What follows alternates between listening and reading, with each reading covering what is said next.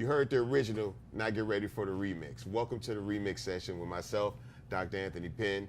Today we're talking about what hip hop and religion has in common. I think one of the main things that they share are ritualistic practices, things that prepare the mind and the body for what's about to take place.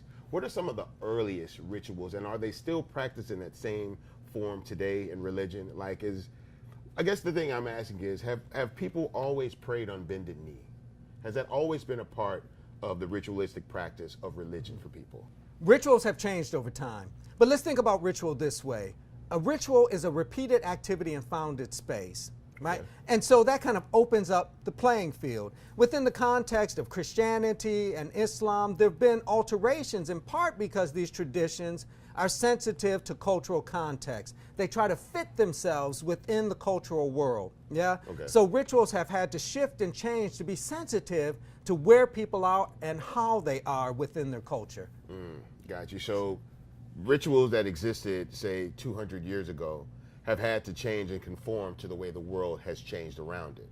But the basic intent, the basic meaning of those rituals has remained in place. Gotcha. So, what do you got for me? Well, let's flip it. In terms of hip hop culture, what are some of the elements that have remained of fundamental importance as you move east, west, north, south, doesn't matter. These are just elements of the culture that are understood despite economic difference, social difference, etc. I think it's the level of communication, Doc. I think it's the way the practitioner carries himself in these different communities. Say, for example, if I'm a Southern artist, if I'm in the South, I'm going to use different dialogue and terminology to connect with those people, but I'm still going to use the process of wanting to connect. So if I'm in Houston, I may say, what's going down H-Town?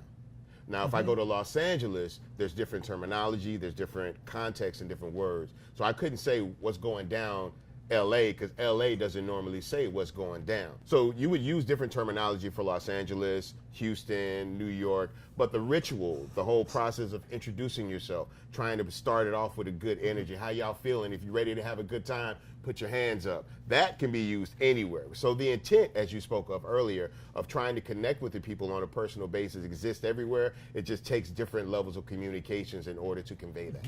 So whether we're talking about religious traditions or we're talking about hip hop culture, it seems to me then that both are about the business of expressing themselves in ways that are organic.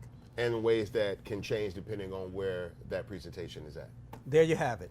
Now this has been helpful for us. We could talk about this all day, but we're hoping you'll join us in the next session. See you.